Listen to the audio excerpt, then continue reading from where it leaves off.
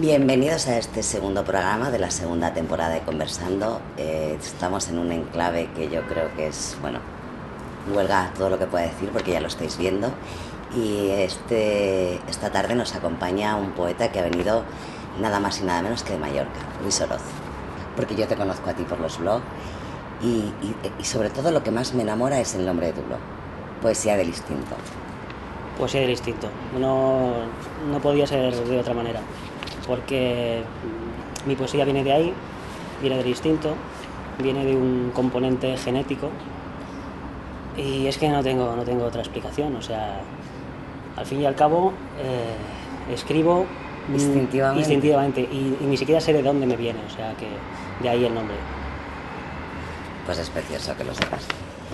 Yo creo que ya que hemos nombrado tu blog y un poco porque no todo el mundo te habrá leído, no todo el mundo te conocerá, si te parece, para crear un poco ese ambiente poético, comenzamos escuchándote recitar algunos poemas y luego seguimos charlando. Perfecto.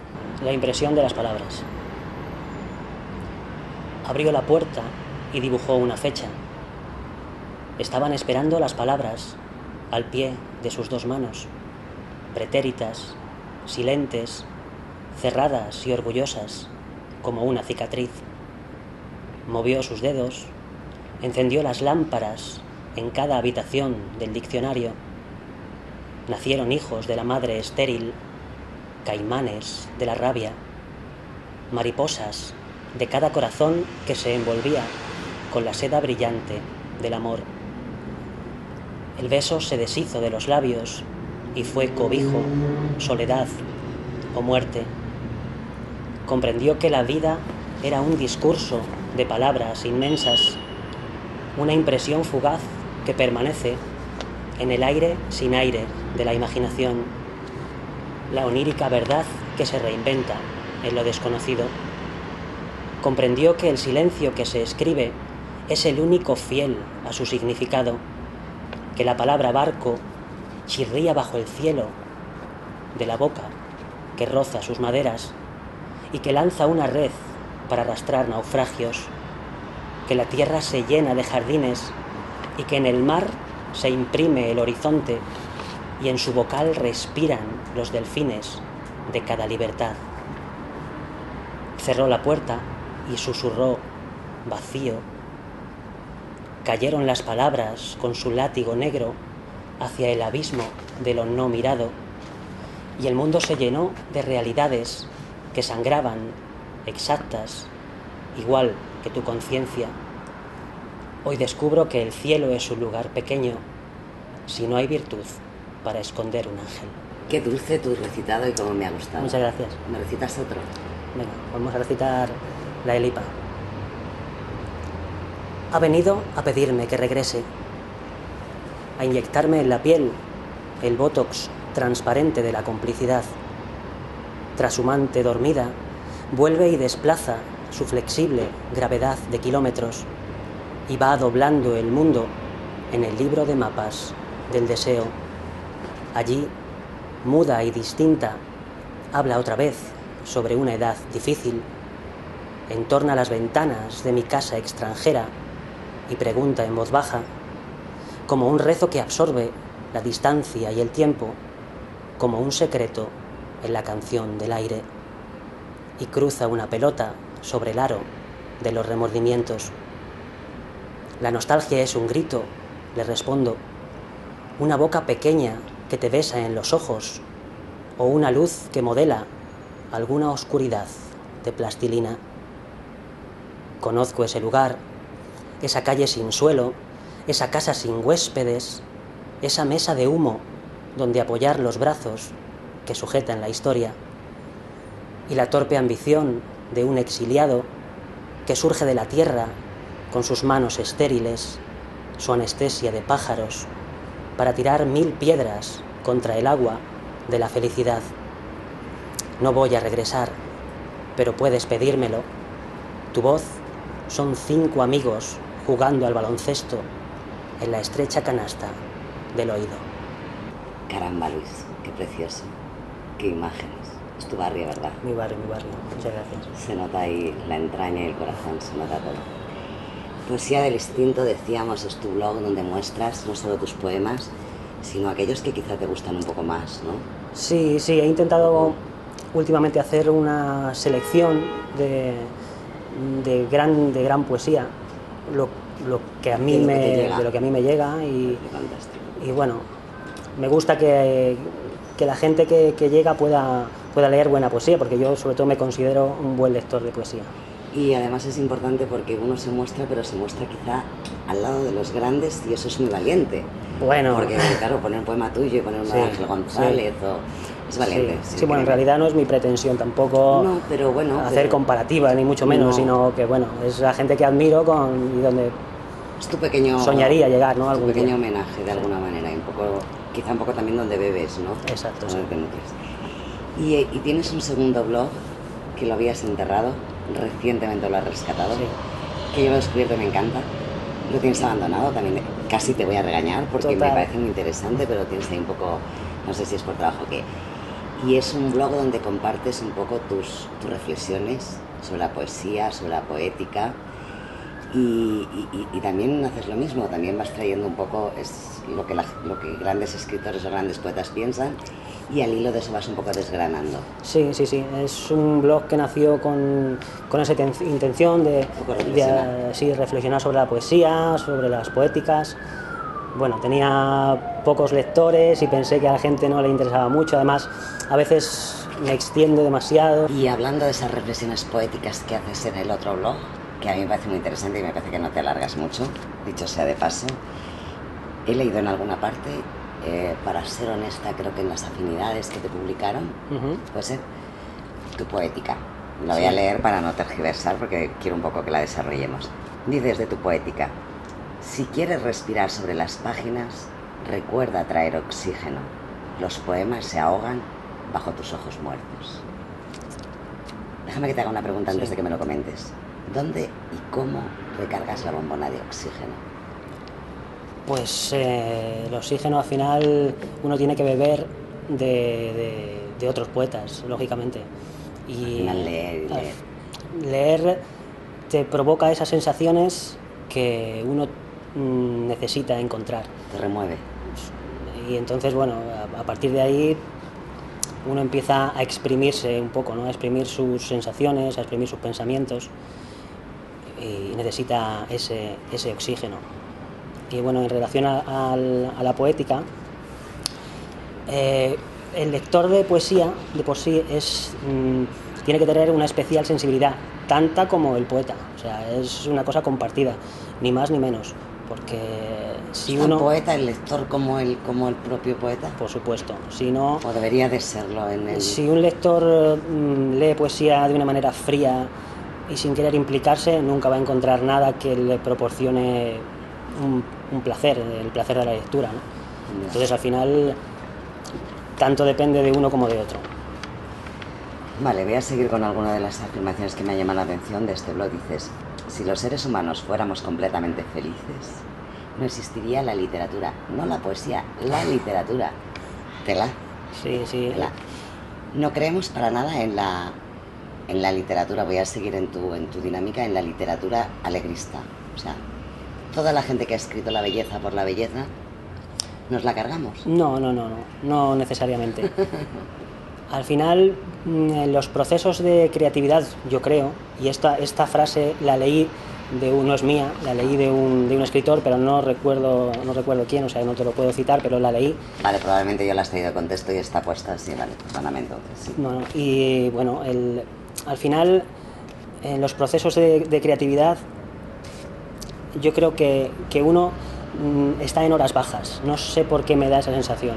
En las horas de alegría, en las horas felices, uno está en la calle, uno está disfrutando de la vida, y yo creo que la literatura en general, la poesía en particular, más si cabe la poesía, se nutre de momentos difíciles, por decirlo de alguna manera, sí. Quizá tenga razón, yo lo opino también, lo que pasa es que es verdad que sí que ha habido mucha gente que es capaz de escribir. Es otra manera a lo mejor de enfocar, que son, no sé, soleares o yo qué sé, de poesía pero ahí también alegres, entramos también en la profundidad, ¿no? de lo escrito. A lo mejor al decir el término literatura en general es muy genérico, es cierto, claro, y habría que especificar un poco más esas palabras. Más en lo poético, quizá, o en lo poético o en lo profundo. Hablemos de lo que has publicado, que hasta ahora no es mucho, pero es verdad que has publicado en algunas antologías. Cuéntame un poco. Sí, bueno, empecé publicando una antología al aire, y con una serie de poetas que además creo que es un libro muy interesante, no porque esté yo, sino porque están unos compañeros míos que creo que son muy válidos. Cítame alguno. Bueno, está Sara Castelar, está Rafael Calle, Benjamín León, JJ Ferreiro, por poner unos ejemplos. Es un elenco ahí un poco... Y creo que es un buen libro. Es una mala edición, pero es un buen libro. Porque una mala edición no te gustaba. No me gustaba, no me gustaba. Bueno, si al final el contenido es bueno, sí. Yo creo que lo salva. Sí. Y... Luego Universos Diversos, que fue hace 2 años, que también hay muchos autores. Y luego estoy publicado en el libro Poema sin rostro, que viene a partir de un certamen que lo gané, y hay una serie de autores que está incluido Carlos Marzal en este libro, y hay algunos autores conocidos. Y sí que tienes un poemario, tendrás varios, pero no das el salto porque... Sí, para mí hacer una autoedición no me compensa, no lo creo necesario. Llevo 20 años sin publicar nada, puedo estar otros 20, o sea, no me preocupa en absoluto. O ser publicado después de haberte marchado. Exactamente, sí. No tengo además ninguna pretensión cercana de publicación. Es cierto que tengo 4 libros inéditos. Ajá. Pero bueno. Y es cierto que además sí que has obtenido un reconocimiento en premios, porque sí. Es verdad que has sido finalista, has ido teniendo... Sí. En todos los premios han sido a poemas individuales, o sea, no es un poemario. No conjuntos de poemas, sino poemas sueltos. Y bueno, luego todos esos poemas ya los he reunido y tengo libros bastante definidos, que bueno, tal vez me presente algún premio y tal, y si se gana, pues mira, bienvenido sea, ¿no? Fíjate que uno de los premios que has ganado, que no recuerdo cuál es ahora, incluso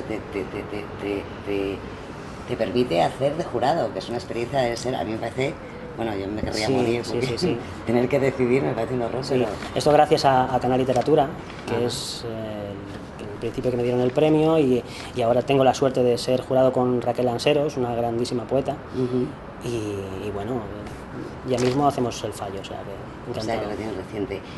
Y sería mucho pedirte a lo mejor porque esto es un premio también a un poema. Sí. Y sería mucho pedirte que leyeras ese poema, ya que has salido a colación, ¿te parece? Me parece bien, Bueno, pues léemelo, ¿no? Sí. Que tú lo recitas de memoria. De memoria. Que he de decir que ya tienes, o sea, ya te admiraba, pero ya me parece, vamos... Es una facilidad, pero no me estudio los poemas ni mucho menos, sino que tengo esa facilidad, sí, para los ritmos. Pues yo admiro muchísimo a la gente que lo hace, de verdad. Bueno, venga, recítamelo. Pues se llama Ya no vuelvo a morir. Es un poema así, temática amorosa. Y... Pensaba que la muerte eran tus labios, oficiando metáforas de olvido. Pensaba que la muerte era escribir sin alma los capítulos de una inmortalidad enamorada.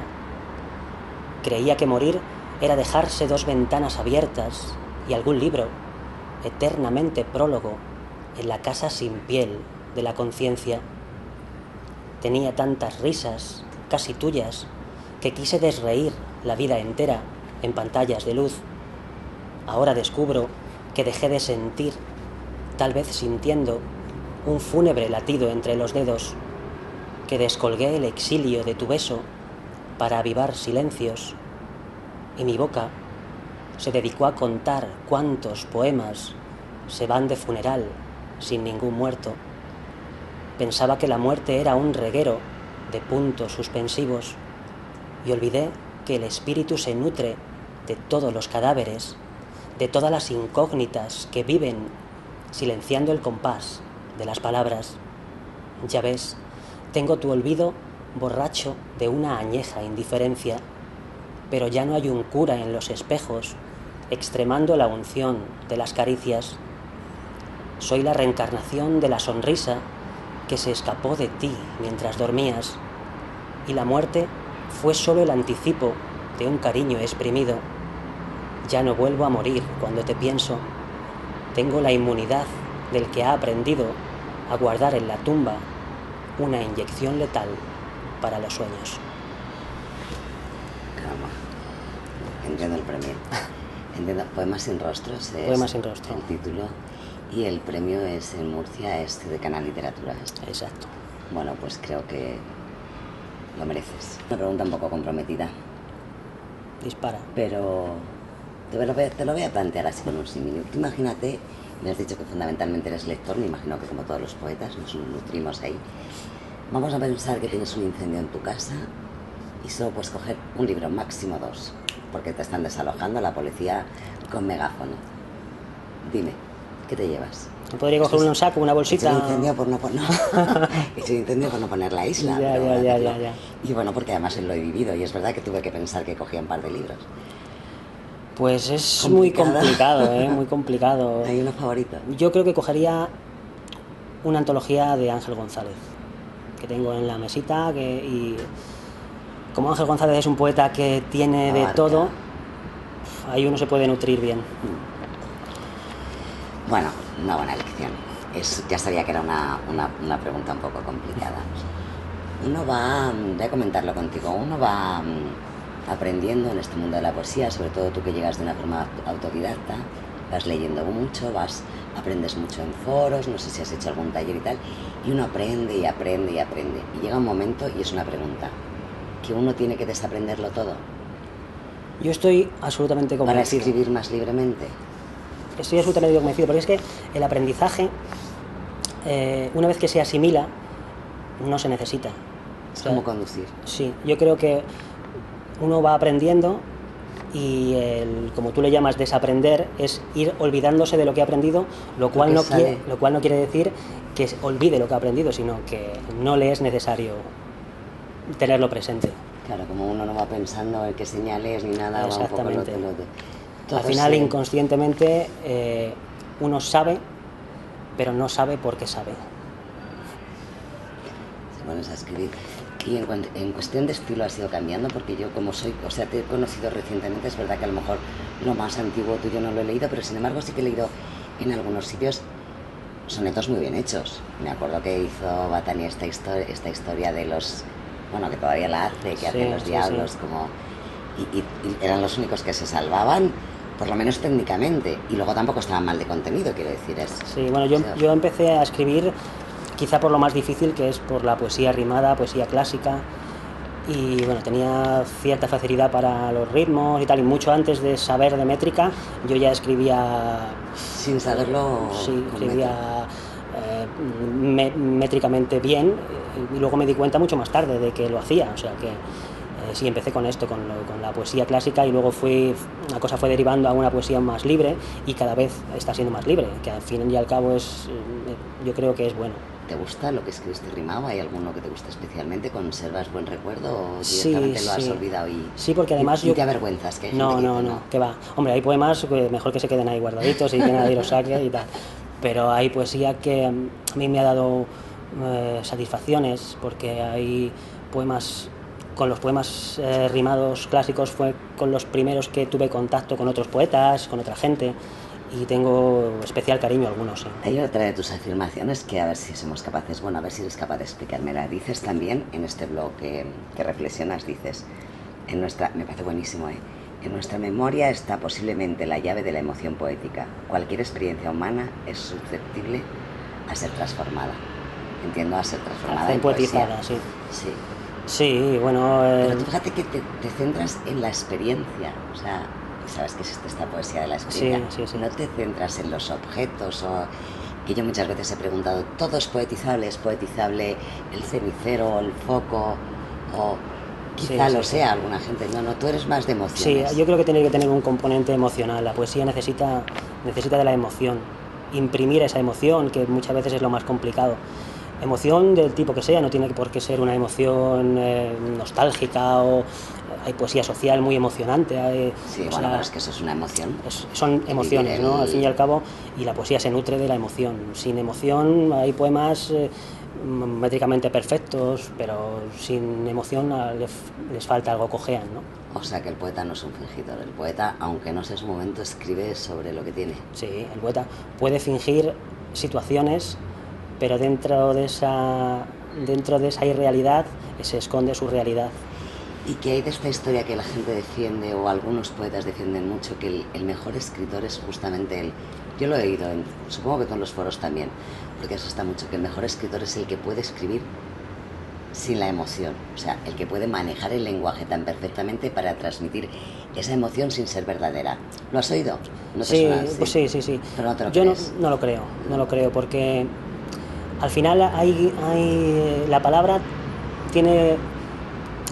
La poesía, no la palabra, más bien la poesía tiene un componente especial, para mi manera de verla, y es que la poesía hace que las palabras se transformen y que despidan esa emoción impresa. Y esto, para mí, si no existe esa emoción, es imposible conseguirlo. Te voy a hacer una pregunta que también me vas a odiar, pero que te esperaba. Y es un poco personal. Recuerdo que comentaste un poema mío y dijiste algo así como que yo escribía con cierta cadencia fónica, que es algo que no se aprende, sino que debe estar en, supongo, si te referías a la intuición o a algo que... ¿Qué es para ti esa cadencia fónica? Al final... Lo digo porque yo le he dado muchas vueltas después de ese comentario pensando a lo que te referías. Sí. Un poco. En el poema uno no puede calcular todo lo que uno le va surgiendo en un poema, porque la poesía es mucho de instantes, se nutre mucho de instantes, aunque luego uno vuelva a ella y repase, pero se nutre mucho de instantes. Entonces, esa cadencia fónica es instintiva, y es los sonidos de las palabras... Como lo que... Cacofonías, exactamente. Y esto se puede intentar hacer, pero se puede hacer en un determinado verso, pero uno no puede hacer un poema completo pensando en esas cosas, porque entonces le saldría un churro impresionante. Yo tengo esa cadencia fónica. Tú tienes esa cadencia fónica. Muchas gracias. De nada. Hay uno de tus poemas que yo te he dado, me has leído 3, o sea, me has recitado 3, y esto como si fuera peticiones al oyente. Yo, no sé si has dicho que los memorizas, yo creo que lo memorizarás. Hay uno que yo lo tengo entre mis favoritos y es Dicen. ¿Me lo recitarías? Claro que sí, no los memorizo, sino que se me quedan, que es diferente. Bueno, yo pues ya me corrijo. De esos poemas que guardas dentro, me dices Dicen. Dicen que los recuerdos son semillas que crecen en la tierra de lo que ya no existe, que necesitan tiempo, que se hidratan con la humedad de la melancolía. Dicen que son tardías, que maduran con la caricia de otro sol más cálido, que se agarran al pecho cuando el cuerpo se tropieza en el hueco de un minuto vacío, que perfuman al triste y que nutren al hombre que se muerde las uñas.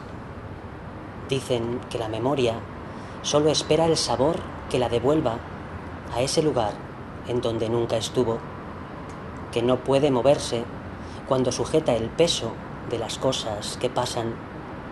Yo sé, como tú sabes, que todo es relativo, que el argumento cae como el orgullo que atraviesa el puente de nuestra soledad, porque recuerdo el beso de las 7 con la profundidad del que se siente calladamente lejos, y son las 7:05 y no te has ido. Son las 7:05 y no te has ido, que es tan bonito, Luis. Se me ha olvidado pedirte, cuando hemos hablado de la poesía rimada, y me parece importante que nos des una pequeña muestra de esa poesía rimada, aunque ahora ya no la hagas, ¿te parece? Vale, me parece bien, sí. Vamos a recitar Las arañas del Flexo, que es un poema que le tengo un especial cariño porque fue el primero que recité en público, la primera vez que me ponía allí delante de alguien a recitar y que no salía el aire. Así que, ¿te parece? Pues lo escuchamos, vale. Desde el flexo inundado de minutos callados se descuelgan arañas de tristeza inconsciente. Hoy la luz de estos ojos que mantengo cerrados iluminan por dentro la añoranza creciente. No hay palabras calladas en los labios repletos, no hay pedazos de sueño que amortigüen la vida. Solo abarcan mis dedos, expectantes y quietos, las llanuras que el alma desandó en cada herida. Y la noche es más noche cada vez que se duerme, su reflejo en nostalgias, solitario clamor, cuando el mundo no mira Soy capaz de esconderme en la esquina mordida de las cartas de amor. Ya lo ves, soy tan débil que prefiero una sombra a una luz que ilumine lo que estoy escribiendo. Y es que a veces, lo siento, mi ignorancia me asombra y no puedo explicar lo que tanto comprendo. Desde el flexo, suicidas, las arañas se encienden y me abarcan distancias más allá de la piel.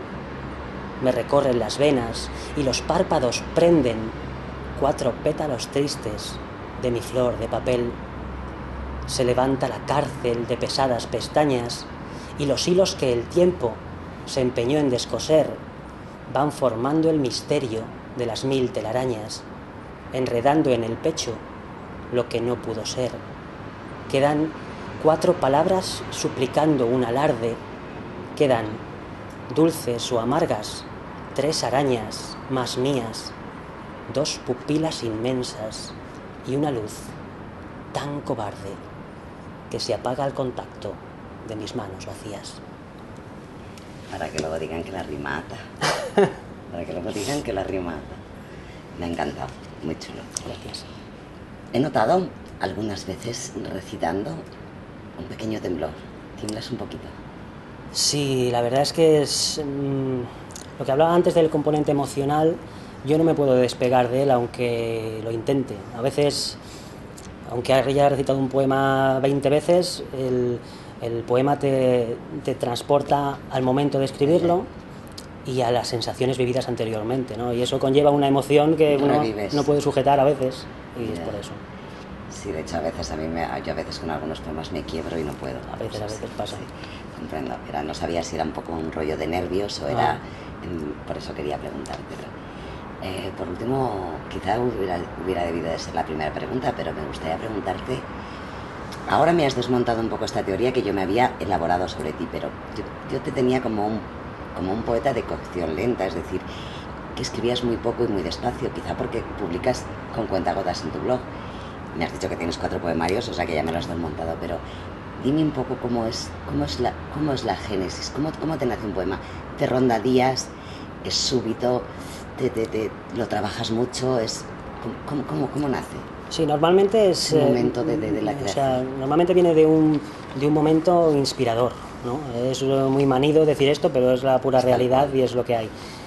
Ahí surge una carcasa de poema, ¿no? Por llamarlo de alguna manera. El esqueleto, sí.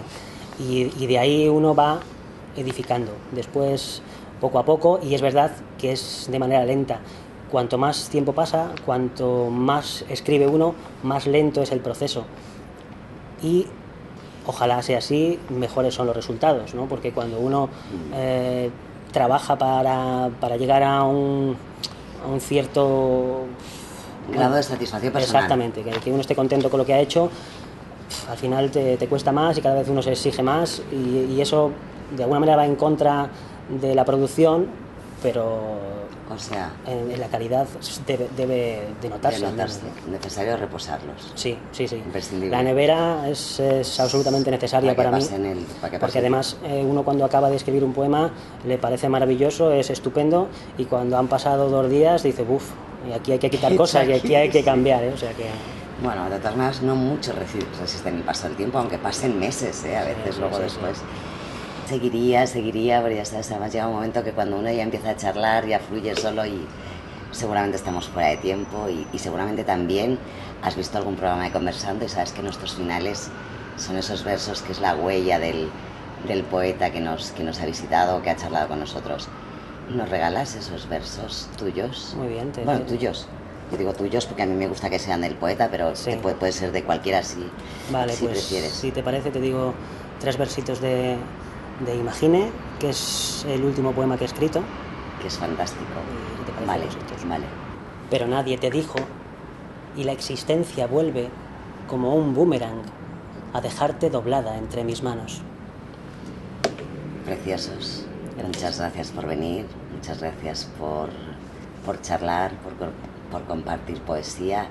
Y se me ocurre, no sé si es muy lícito, pero mira, vamos a hacer lo que queramos, que aprovechando este magnífico atardecer, me digas el poema entero porque me parece muy bonito y yo creo que nos quedamos contemplando este Madrid de septiembre y disfrutamos un poco más de tu poesía. Por supuesto. Muchísimas gracias por este rato que ha sido precioso. Ha sido un placer, Luis. A veces imagino que no existes, que eres una palabra en los labios del mundo, que tan solo una vez te pronunciaron y desde entonces vuelas, esperando llegar o disolverte al oído de alguien que sin querer escuche. Imagino que pueden escribirte, que trazan con tus curvas ese puente colgante que de un silencio a otro nos salva sutilmente del vacío. Pero nadie te dijo, y la existencia vuelve como un boomerang a dejarte doblada entre mis manos. Pero nadie te dijo, y unos labios a punto de ser Dios te crucifican. Si existir es quedarse, permanecer ausente, suspendido en ese sin lugar que es estar lejos, mejor atravesar, mostrarse diáfano, escaparse de sí y no llegar nunca, deshabitar la voz, nombrar, no ser, sino aquello que huye de lo que precipita. A veces imagino y sé que todo lo que no sucede está pasando ya. Oigo palabras y el eco de lo inerte de ti me resucita. beguadatv.com